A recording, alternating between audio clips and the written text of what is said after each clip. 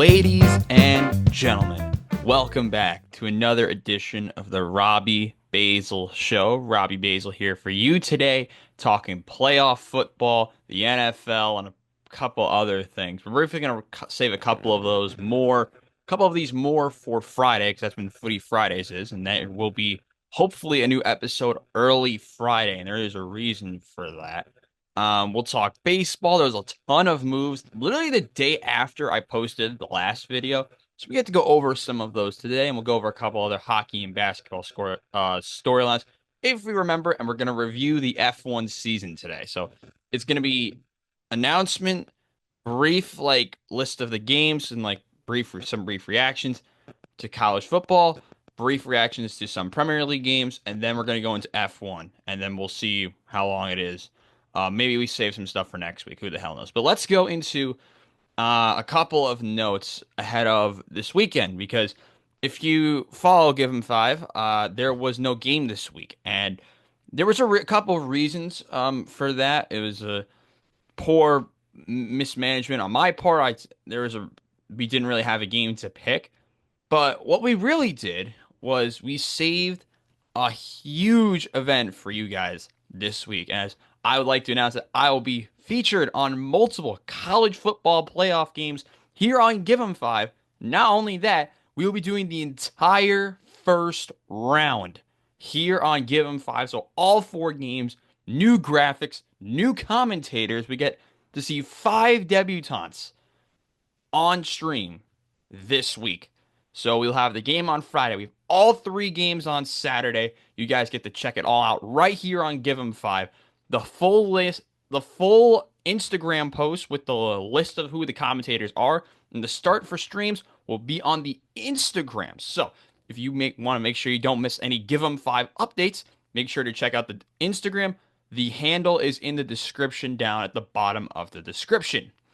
So yeah, every game I'll be color for Penn State Penn State against SMU, with my boy Matt Welling, and then I will be play-by-play for the big game at 8 o'clock. It's Ohio State against Tennessee, and I'll be doing that game with my guy Chase Creedy, who'll be making his debut as well here on Give 'em Five. So all the games, all of the madness, all of the chaos of the first round, right here on Give 'em Five. It's really cool that we get to do things like this, and new graphics as well. So I can't wait to show it all to you guys, and you'll all be able to witness it on the Friday stream. So, which is Notre Dame against Indiana. So all more news will be coming out on the Across the River podcast, if there is one this week. Footy Fridays will have a reminder about it, but make sure to like and subscribe first of all, and turn on those notifications so you guys don't miss out on any new updates on the streams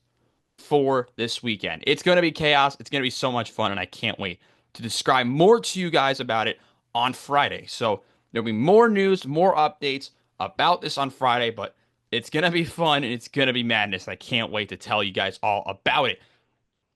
Speaking of college football, let's go over the games real quick.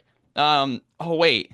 No, we're not. We're saving that for Friday morning. So you guys get to watch me on Friday morning talk college football and the NFL, because we're going to save that also for next week. So what are we starting with? We're starting with a couple of quick baseball notes. I know I just said an order, but I'm changing the order, just like some of these teams.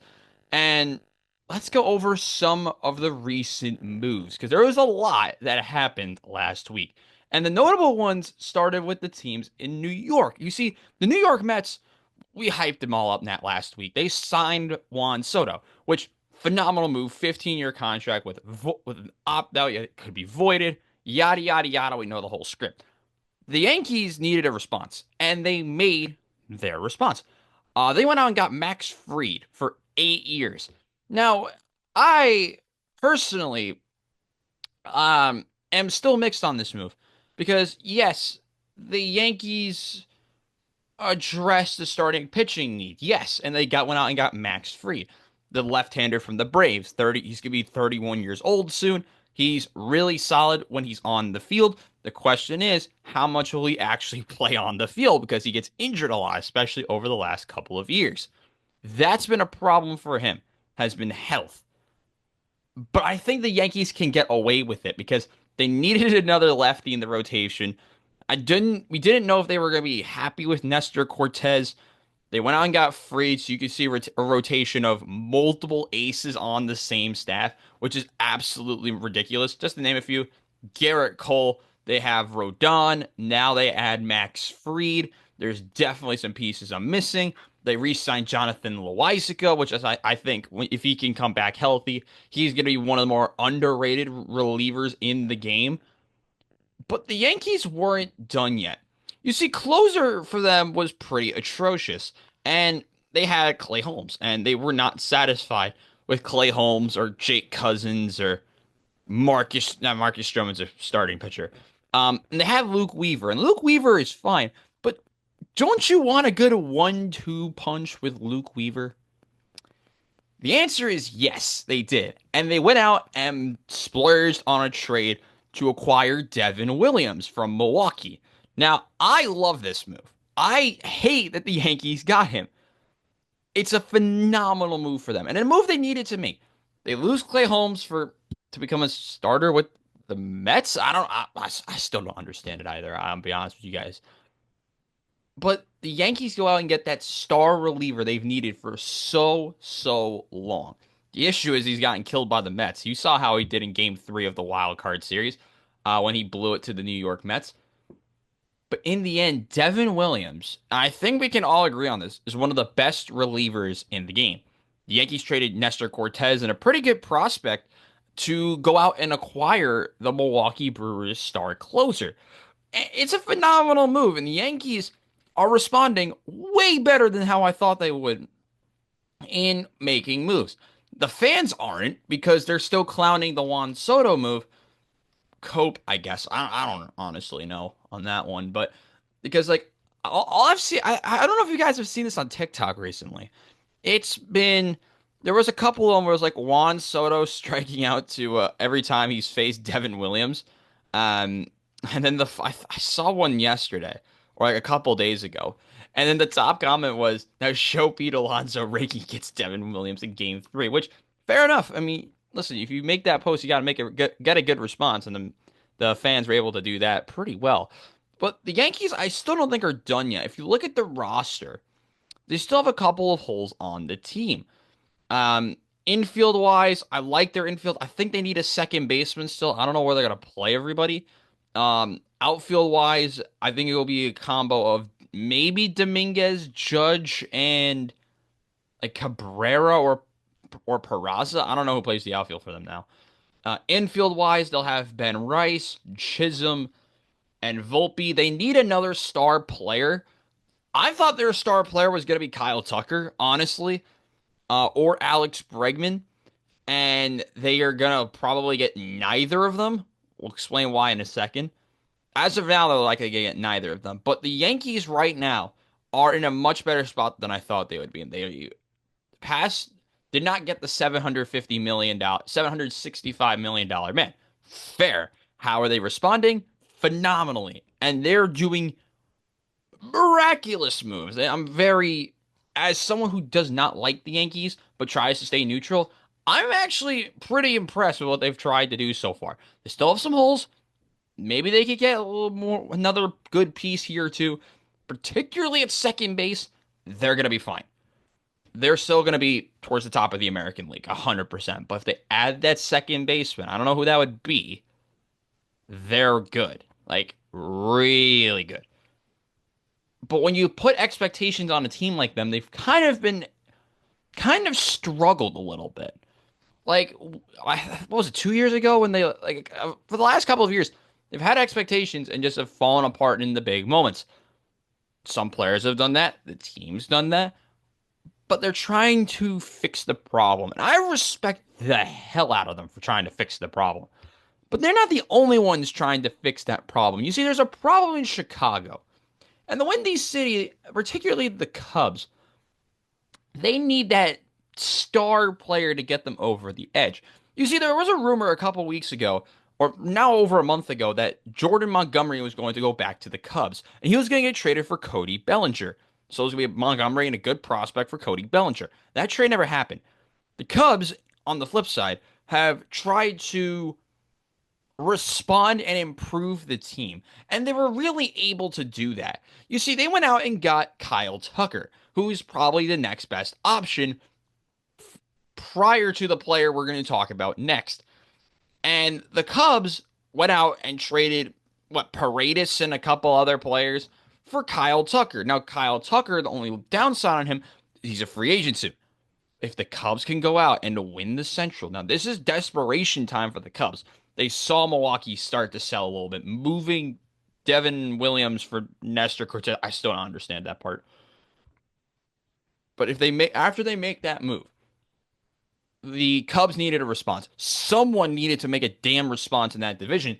And my God, it was the Cubs. And they traded for Kyle Tucker. Phenomenal work. I love Kyle Tucker. He'll slot in that outfield with Bellinger and whoever else they put out there completely fine. The question will be, and we said this about Juan Soto last year, can they resign him? The Yankees failed at that task, but have responded well. Um, Now it's going to be up to the look at the trade. So it's Hayden Wesensky and Isaac Paredes, and prospect Cam Smith. The 27-year-old will be a free agent after next season. He'll be the headlining free agent in 2025, and is likely to make around 18 million in arbitration. He will be with Suzuki, Bellinger. I thought they were going to trade one of them, and I still think they will. I think they'll trade Seiya.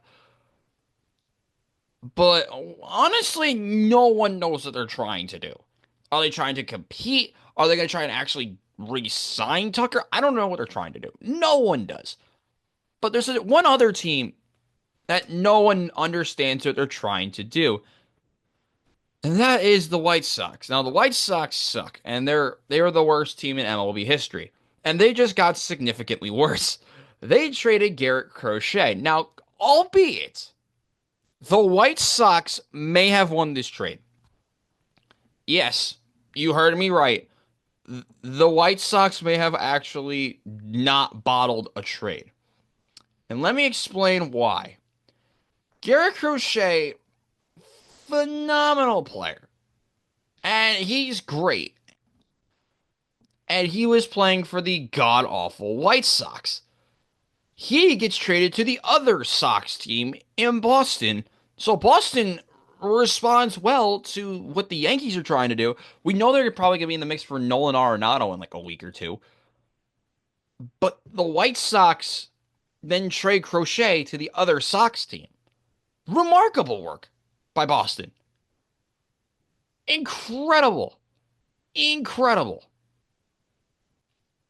The Red Sox trade for Garrett Crochet for like a million prospects. The Red Sox send over an impressive group of prospects, including their number 4 prospect Kyle Teal, the number 54 prospect in baseball in Braden Montgomery, Boston's number 11 prospect in Chase Madaroth, and the number 14 prospect in the Red Sox system, Wilkeman Gonzalez, who I love, by the way. And, of course, the aforementioned Kyle Teal, who is number 25 in the top 100 MLB prospects, is number 4 in the Red Sox organization. Now, why do I like this trade? The White Sox needed prospects, and honest to God, I had no idea how much the White Sox were going to actually get for this man. They got a haul and a half. Understand this. Yes, Garrett Crochet, remarkable player. And the White Sox had to trade him. But they got a haul for him. Like a haul for him. They may have gotten the future at catcher for them, the future center, future outfielder for themselves, a stud infielder in Madaroth, and Wilkeman Gonzalez, who, like I said, is great. But Jesus Christ, a holy push by the Red Sox. Now they have a front two of Crochet and Bayo. That's fantastic. 2 guys who can throw hard with 4 solid pitches. Good. Now add more, please. The Red Sox owners have said like, oh yeah, we owe it to the fans. Hell yeah, you do. And guess what? They are changing their philosophy. They are trading prospects, and I am all for this because they have to compete. Because if they don't compete, they're going to be in fourth again in this division. Possibly. I don't know what the Blue Jays are trying to do still, but no one does. They trade. Let's look at the rotation. I forgot about Tanner Houck. It'd be Crochet, Houck, Bayo, Crawford, and whoever else you want to put as a 5-star. If they can get another back end of the rotation guy, this team could be a wild card contender right now. Like a wild card team.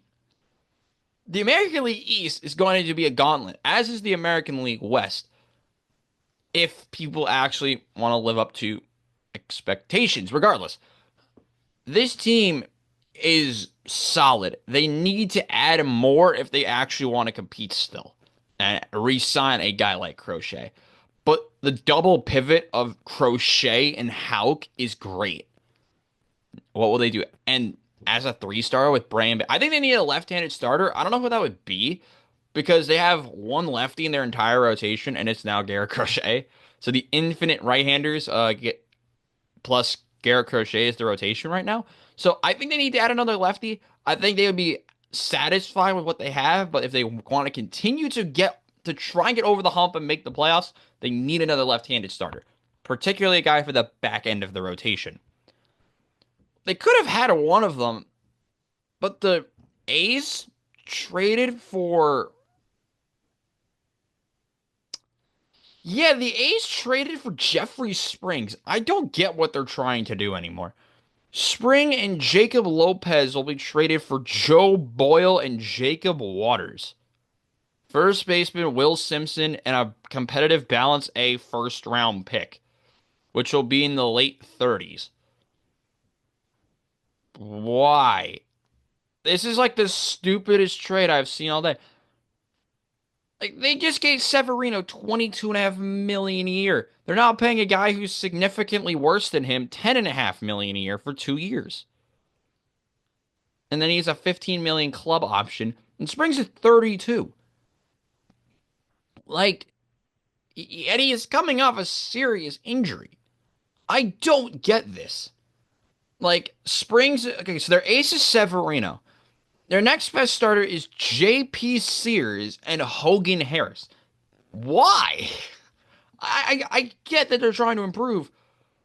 They have an okay core. But what the hell are they actually going for? Like, this team's not better than the Angels. Like, hold on, I'm just closing that. Like, this team's not better than the Los Angeles Angels.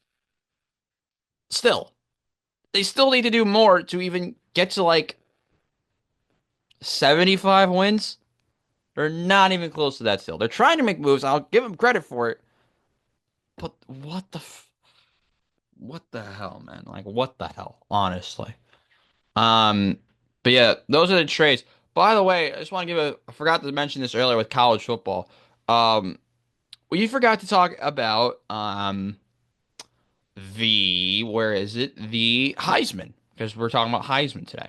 And we will talk about it again on Friday. But the Heisman went to Travis Hunter. Now, do I think Travis Hunter was the right pick? The argument for Ashton Jeanty, who finished in second, and those are the two front runners. There's not a quarterback in really in the race other than maybe Dylan Gabriel, which he's very talented, and we'll see him in the playoff he played for the number one team in the nation and helped that number one team in the nation be great. The difference is this: we need to understand what the most valuable play. It's basically like an MVP award, no? Like for these type of awards, Ashton Jeanty is pretty much the entirety of the Boise State offense. And while he hasn't played in some halves of football this season, he has like a million yards, it feels like. On the flip side, Travis Hunter is is like not top three, but he's around the top five, top six as a wide receiver and a corner. And this will be the argument for future sports, especially in baseball with Otani. We don't see players like either of these two very often. The difference is that Hunter can do more on a field and impact the team more than what Genti can do. Genti doesn't play defense. We can say that straight up. If Genti played like 2 snaps at safety, I'd say give it to him right now. But Travis Hunter impacts a game more than Genti does. It's very true that Boise State are nothing without Ashton Genti for the most part. I don't disagree with that.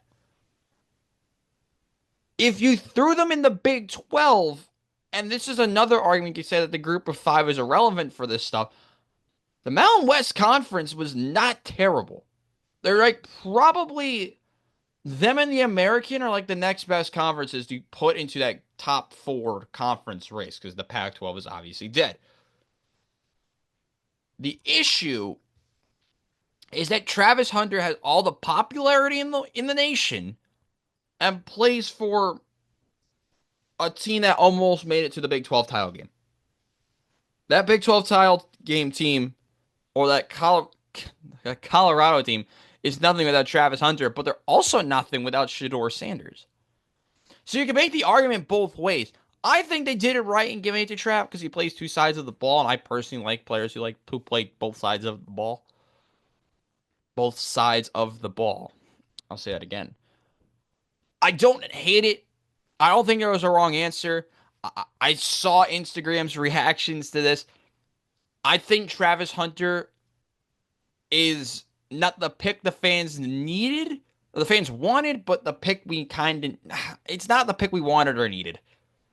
From the fans' perspective, I think they got it right, though. I think Travis Hunter was the right winner. Ashton Genti can go out and break all these records, but he doesn't play both sides of the ball. No? Just as a thought. What else is going on? Oh, F1 predictions. That's where we're going to next. So, I sold on these this season. We know there's like a million new racers this year, so let's go over our predictions for the drivers and the teams. And I'll be honest with you, I kind of nailed the top. The middle was trash. But all right, the drivers first. We'll go drivers first, and we'll start from the top. I did predict Max to win the drivers championship. I think everyone did that. We knew that there were going to be some teams in the race all year, but we knew who was going to actually win it in the end. And I had Max from the beginning. I got that right. I also, you got to give me credit here. I also got who was in second correct. And that's Lando Norris, who I had in second over Charles Leclerc, who was in third. So I got the top three right, which is shocking because I thought I was going to screw that up. And this is where it kind of goes downhill. Fourth was Piastri, and I had Piastri in eighth. Not great. I had Hamilton here, so if I kind of swapped where Piastri and Hamilton was, I make it a little bit better, but nah, Piastri, the Aussie, had a phenomenal season, and his kind of mini breakout as a driver in Formula One. Got his first 2 career wins. One was kind of fraudulent. The second one was totally genuine with Lando helping him out. But yeah, Piastri fourth. The top three, we all knew what's going to happen. Max had a great season. Lando starting to show what he can really do in a competitive car. And I'll say this again. The Lando breakout was inevitable. But remember, that McLaren car, just over a year ago, was, I can't say that word, it was garbage. It was atrocious. We know what happened at Bahrain last year. They got 19th and 20th. Or like 18th and 20th.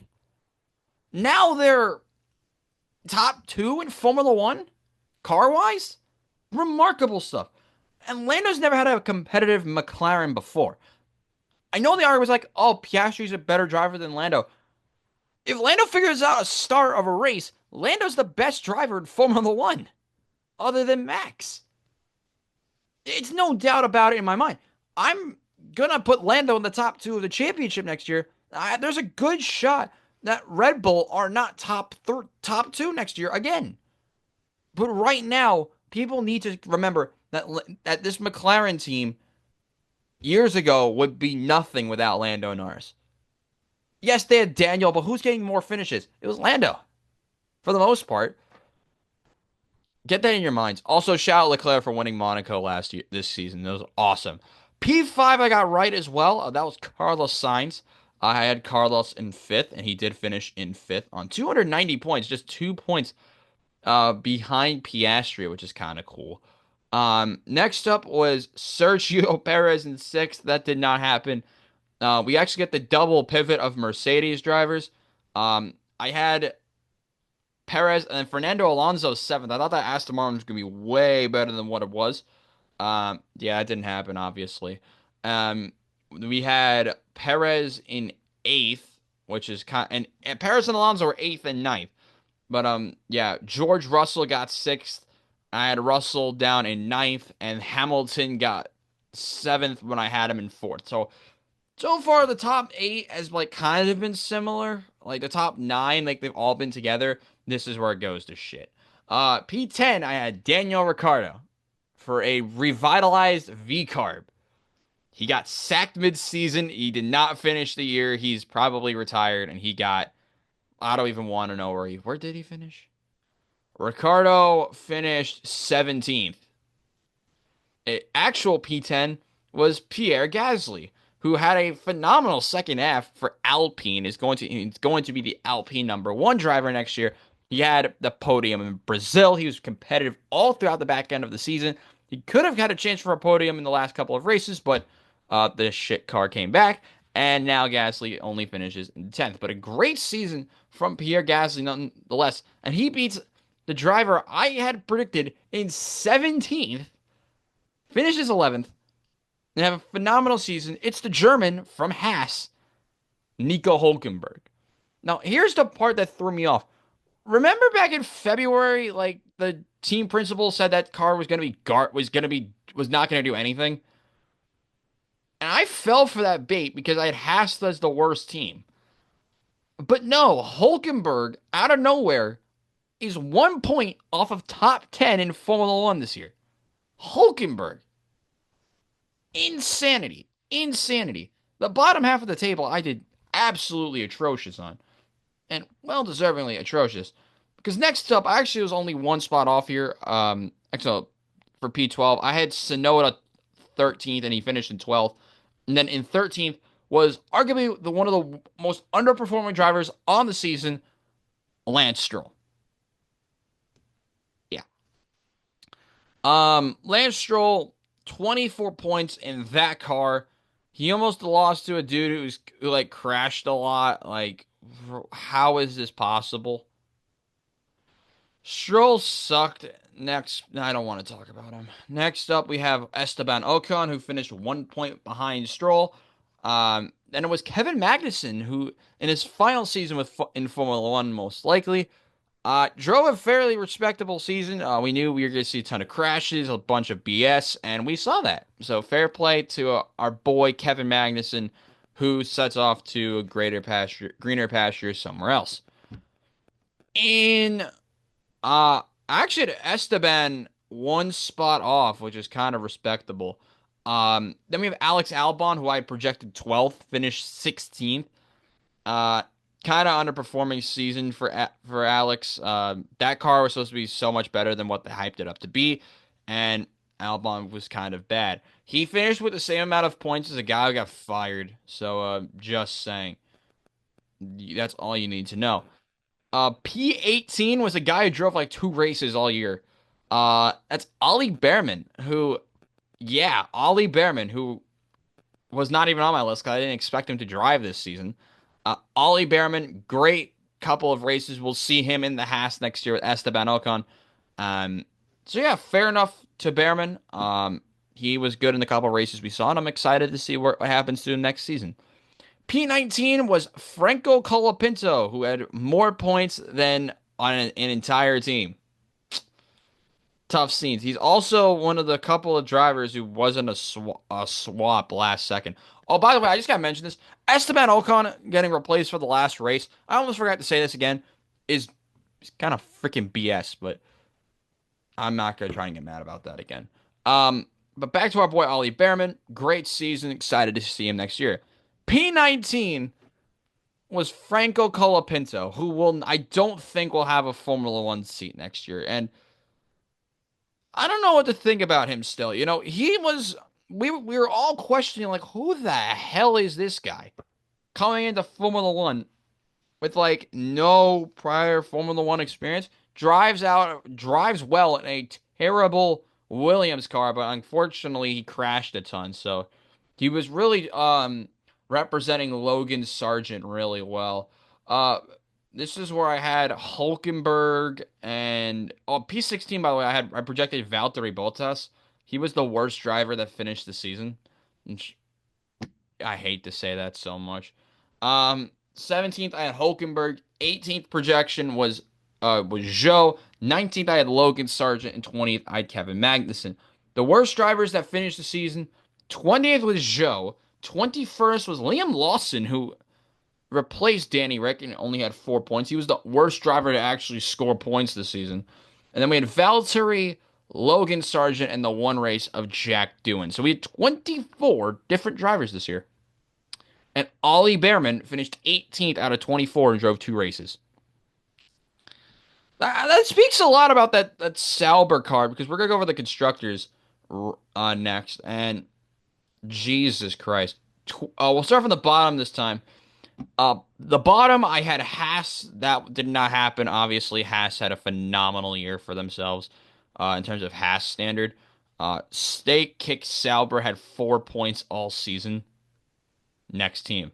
Next was Williams. I had Williams at seventh. I thought they were with the better with Albon going nuts. I thought they were actually going to be competent. They weren't. Williams finished ninth. Terrible year for them. Another team I overhyped was Visa Cash App Racing Bull. Visa Cash App RB. I had them in 8th and 6th. That did not happen. They finished in 8th. Actually, I almost nailed one of them, and I'm a little annoyed by that. The top five I almost nailed, other than one swap. We'll speak about that in a second. Because seventh was Williams. Seventh was actually Haas. Haas, as mentioned, Nico Hulkenberg and Magnussen. Phenomenal year for them. They were able to capitalize on the disappointing season from RB, which they had a swap and a lot of nonsense. Sixth, we had Alpine, and it's an Alpine team that we expected to be a tractor. It actually drove really well. So the team in pink had a great season. Still don't know how to manage a team, but they'll figure that out later. In fifth, I had Aston Martin, and fifth was Aston Martin, so I nailed that. Even if Stroll sucked, Alonso kind of carried the team and got them to a fifth place finish. But they were the only team. Like you see, you want to see the jump. Aston Martin had 94 points. Mercedes, one spot ahead of them, had 468. That's remarkable themselves. I did have Mercedes in fourth.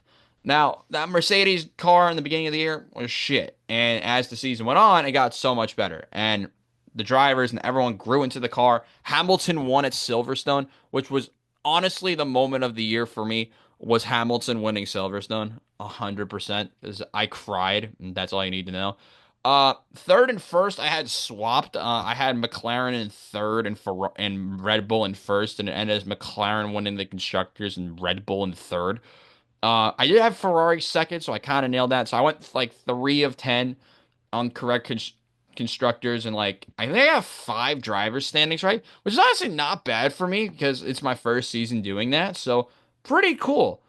Um, what are my final notes on the first fully covered F1 season in the Robbie Basel Show's short history?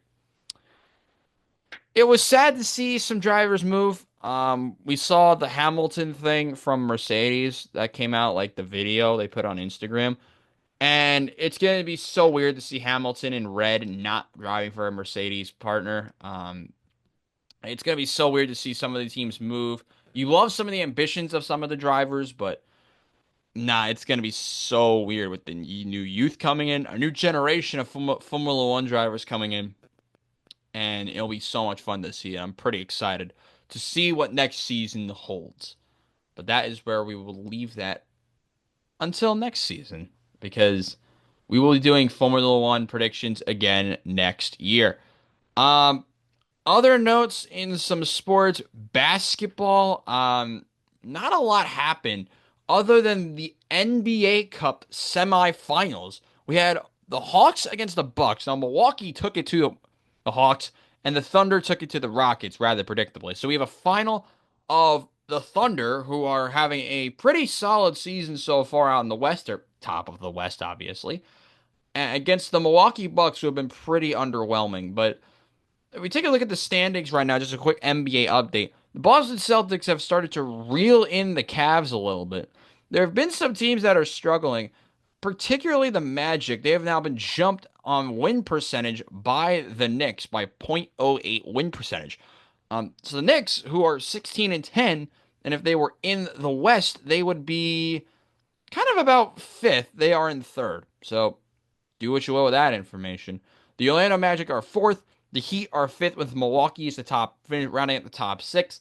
Cleveland's on top with Boston second. Major games for the East this week. I honestly don't know. I don't follow the NBA enough.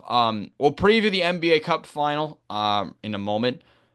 There's not a lot of major games in the East. The Thunder play the Magic. That's just a cross conference game. The Knicks are going to the Timberwolves. You know how feisty that game's going to be. Just a shout. And the Bucks play the Cavs on Friday, so that's a game definitely to watch out for, as well as Thunder Heat. So that's just a couple of ideas. Out in the West, the Thunder, as mentioned, are top of the league. The team I didn't expect to be in second is here, and that's the Memphis Grizzlies, who have had a really good start to the year. Houston and Dallas are tied for third. Then it's Denver, the Suns, and then the Minnesota Timberwolves, off to a pretty much of a struggling start, tied with the Golden State Warriors. And then just a half game behind them are Los Angeles and Los Angeles. Just outside of the playoffs right now would be Sacramento, San Antonio, and then there's the drop off to Portland, Utah, and New Orleans. By the way, the most disappointing team to not be in the playoffs right now in the East are Philly, because they're 7 and 16, and I projected them to be like third or something. I don't know where I had them, honestly. 2 and 11 home record. Oh, that's for the Wizards. 3 and 9 home record for Philadelphia. Remarkable stuff. The big themes in the West. The young squads are balling, and it's particularly with Memphis and Houston, who I didn't really expect. Of course, Oklahoma City I projected to be the champions this year. But the Houston Rockets are a weird one because they don't really have a star player. Now, when you think of star player, you wouldn't think of Jalen Green and Alperen Sengun leading the team in scoring. Those are not, at the moment, your star caliber players. Your Shai Gilgeous-Alexander, that's another example in the West. But if you want to go higher level, you have Nikola Jokic or a LeBron or something along those lines. You don't have that on the Rockets right now. And to be fair, it's kind of helping them because they have, 7 different double-digit scores? You don't see that on many of these teams right now. Yes, they may have just lost by like 15 to the Thunder, and they have a big game against the Pelicans this week. A Pelicans team that's somehow 5 and 20. I really should have listened to myself and not put the Pelicans in the top 6. I put them in the top 6. So the big shocker have been those two. Memphis, they have been great as well. If you look at the numbers for them, they love to score the basketball. Jaren Jackson is having. You really knew Jaren Jackson for defense. He's been one of the best power forwards in the game this season, scoring 22 points and around 5.8 rebounds. So he's gone away from the rebounding numbers, and he's been putting a clinic in the points category. Tied for the leading scorer spot with Ja Morant. Right behind them is a little bit of a drop-off, though, is Desmond Bane. Then you have Aldama, who I've never heard of before up until this season. Wells, Zach Edey's a double-digit scorer. Scottie Pippen Jr. is a double-digit scorer on this team. They're getting more production out of some players than I thought they would. Marcus Smart's on this team for defense. They have a couple other good players. They are young and they're really exploding, and that's what they have had an explosion onto the scene. That's really what you're hoping for out of Memphis this season, and they're proving a lot of people right. But let's quickly talk over the NBA Cup final. That's the day this video goes out. It's the Thunder. It's the Bucks. What are we watching out for in this game? The matchup between two star players, Giannis against Shai Gilgeous-Alexander, is insane. Now, yes, the Thunder are struggling with some injuries. Chet Holmgren will be out. Dieng, Jalen Williams will likely be out of this game. So they're not, on the flip side, there isn't really any injuries to talk about for Milwaukee. So the Milwaukee, you would expect to be more competent in this game. Remember, the Thunder's betting odds they're at 4.5, minus 4.5, and you look at the full player numbers. Uh, I like the Thunder in this game. I'm riding the Thunder bandwagon a little bit here. Um, I didn't predict the full NBA Cup who would win it, but I thought the Thunder would win the championship. I think they're going to win a championship. Maybe it's this. Maybe it's the NBA Finals. Maybe they win the double. Who knows? But I think Shea and company have been one of the best teams all year. I think they take it in the final. I think it's by less than 10. I think it's going to be a very close game. But give me the Thunder to go out there and beat the Bucks. I'll say it score of 118-109. I think that's a fair score. 118-109 would be my predicted score, and that's that. Swinging over to hockey, the Toronto Maple Leafs recently have been fantastic. They actually won their last game. Through 31 games, they're on 40 points. What's kind of weird is how this schedule works. The Tampa Bay Lightning have 3 games at hand and are in net first.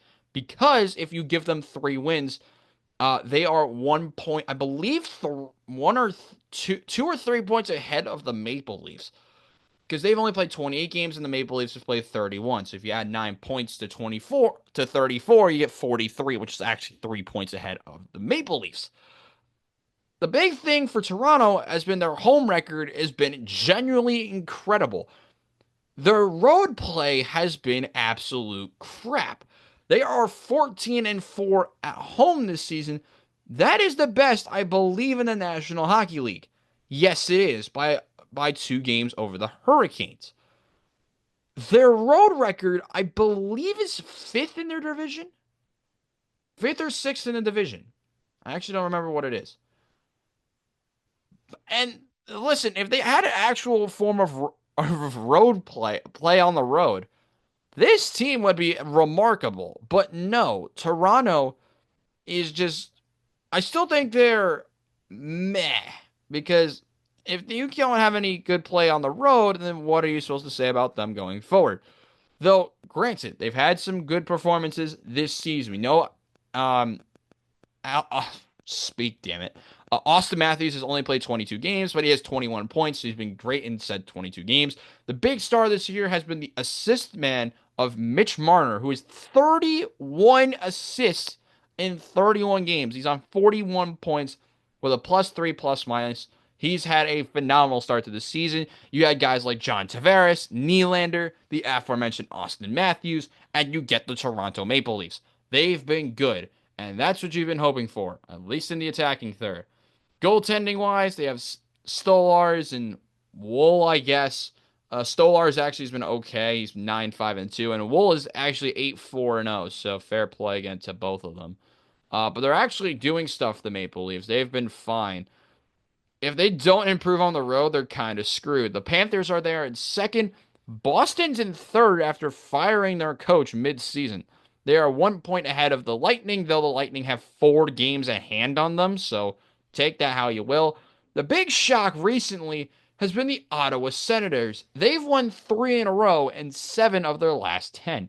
And particularly for them, they have the second best home record in their division and the third best home record in the Eastern Conference. The problem, it's the same for them as is the Maple Leafs. They don't know how to play on the road at all. And that's kind of hurting Ottawa because if Ottawa's a little bit better at home, they'd be in a playoff spot. Detroit follows Ottawa. They are 4 points behind the Sens. Buffalo continues to disappoint. They are 6 points behind the Senators and 8 points out of a playoff spot. And finally, we have Montreal, who are only 1 point behind the Sabres, which is really interesting. The big shock is in the Metro, despite New Jersey actually playing really, really well and doing everything they're supposed to, Washington can't stop scoring. They have 115 goals this season. That is now second in the National Hockey League because they've kind of fallen off a little bit, or so you would think. They've won 4 in a row. They've won 8 of 10, and they've gotten a point in 9 of their last 10. They have done supremely well in so many different areas, and they have 21 wins, 6 losses, and 2 losses in overtime to put themselves on 44 points. Right behind them is the aforementioned New Jersey Devils, who've had a great season themselves. Then it's the Carolina Hurricanes, and then up in fourth, the Philadelphia Flyers, who've burst onto the scene this season. Yes, they're only 14, 13, and 4, but they're on 32 points, and they're 1 point ahead of the New York Rangers, who are in fifth. Pittsburgh and the Islanders are also tied with the Rangers, and just behind them is the Columbus Blue Jackets. The big surprise continues to be Washington. No one knew going into the year what this Washington Capitals team is going to bring to the table. Well, it's brought in some interesting players, particularly Dylan Strome, who's had a great season on 37 points. They also have Connor McMichael, who's on 27 points. Protas Ovechkin's been hurt, but he's on 25 points in 18 games. That is stupid. Tom Wilson, Carlson, Pierre-Emerick Dubois, Jacob Chicherin. They're getting a wide variety of points compared to some of these other teams.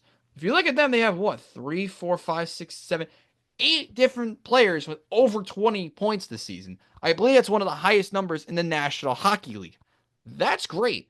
They're balanced. They can do a lot of things right, and they can score goals. They've scored 115 of them to start the season. And they have a plus 38 goal difference. I believe that is now the best. Yes, it is barely the best in the National Hockey League, only ahead of the just barely ahead of the Winnipeg Jets. Speaking of Winnipeg, they are top of the Central. They are ahead of Minnesota, a Minnesota team that continues to blossom and are just 1 point behind the Jets. But unfortunately for them, Kyle Connor and Scheifele and Morrissey are all having ridiculous starts to the season. They all have over 30 points. Morrissey has 27 assists, which is like ridiculous, especially for a defenseman. He has 27 assists. Mark Scheifele, 34 points, and Kyle Connor, we knew what he was going to bring to the table. But they have a lot of a variety of points, and they're like Washington. They have a ton of players with over 20 points this season. And on the flip side, we know what Minnesota is bringing to the table. Like we've talked about it before, but let's go over it again. It's not a Caprice Sun, it's Caprice off. And I'll say it again. Kirill Kaprizov, who I've said his name wrong for so long, has still been so good. Kirill Kaprizov leads the league in goals, 16th in the league in assists, second leading points getter, and leads the league in plus minus. He's good. That's all that needs to be said. They also have Boldy and Rossi, and that's about it. They need more variety in points, but when you have Kaprizov going nuts, it makes you want to have a Caprice Sun. And third is Dallas. They are on 36 points. They are tied with a resurgent Colorado Avalanche group, who, despite having a negative plus minus, are fourth in the division. Right behind them is Utah, along with St. Louis, Chicago, and then Nashville, who continue to be awful. By the way, Utah is still tied with the Blues, which I think is kind of odd. But Winnipeg and Minnesota are hands down the best teams in that division so far. In the Pacific, the Vegas Golden Knights still lead. The Los Angeles Kings, who a lot of people told me to not put in second, are in second. I'm kind of kicking myself because didn't I move them? I did. I put them in third. To be fair, I had Edmonton in first, so take it how you will. Edmonton's been much better recently. They've won 8 of 10 and have won 5 in a row to get themselves into third. Los Angeles and Vegas remain at the top 2, with Vegas just ahead, 4 points clear of the Los Angeles Kings. For Vegas, we kind of know what they were going to do this season. We knew there was going to be switches in the lineup, that we know they made a couple of trades. But Jack Eichel continues to be one of the best players in the National Hockey League. 33 assists, one of the best passers in the game to put himself at 42 points. Barbashev has been great. He's 15 and 15. Shea Theodore, Mark Stone's been fine in the only 17 games he's played in. They've got some variety, and that's kind of what you were hoping for. For the Los Angeles Kings, we didn't know if the Kings were going to be ready to take that next step. We know they are in trades for multiple goaltenders. They're trying to get someone great, and they've found their stride and balance in goaltending, I guess. Um, David Riddick in 18 games is 10-7, which is kind of weird to say. They have Darcy Kemper who's 7-2, so they've had some decent goaltending. Um, Offensively, Alex Lafreniere, the native of New Jersey, has been okay. Kempe, Adrian Kempe, the native of Sweden, has been solid, but they've been led by Anze Kopitar, which we've said for like a ton, for like 2 centuries. It feels like now. Fiala and Moore and Clark and Deneau. Warren Fogel's been okay. Quinton Byfield's been a little underperforming, but honestly, I wouldn't mind that. And they just beat the Rangers 5-1. So fair play to them. They are I believe wrapping up a 4 game road trip against Pittsburgh tomorrow. No, they still have 2 more games in the road trip. After this, they have Pittsburgh, then Philadelphia. Oh, they have 4 games. What is this road trip? Jesus Christ. They have Pittsburgh tomorrow, well, the day this video goes out. Then Philadelphia on Thursday, Nashville, and Washington before getting 6 days off, which well deserved 6 days off, by the way. But the Kings are fine. Edmonton's starting to turn into the Edmonton we were hoping for. And there's a lot of key teams that we need to be watching out for and some possible key moments to watch out for this week. If this video was going out Monday, I would have said to watch out for Florida Edmonton. It's not. So let's go over some of the games to watch out for this week. Florida travels to Minnesota on Wednesday night, and that game will be on TNT, 9:30 p.m. Eastern. Florida, of course, top 2 in their division, facing off against another top 2 team in another division in the Minnesota Wild. The way that both of these teams can go offensively, in goal, they've been rock solid. I'm interested to see how that game plays out. An underrated one on Thursday, we have the Kings against the Flyers. Both teams that have been solid so far to start the season, particularly a resurgence with the Flyers. Kind of a big game for them as they host the Los Angeles Kings. Another couple games that are interesting. Edmonton hosts Boston on ESPN Plus on Thursday, and for Friday we have the 2 critical matchups at 7 and 8. But unfortunately, hopefully you guys will be tuning in here to watch the playoff.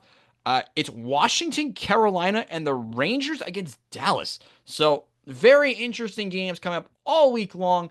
But unfortunately, that is where we leave you guys today. Soccer and football in the NFL and preview of the playoff comes to you live on Friday, early Friday. But for now, that is where we wrap up today's show. Thank you guys so much for watching. Make sure to like and subscribe. And for now, I'm Robbie Basel saying so long. I'll see you guys next time. Goodbye, everyone.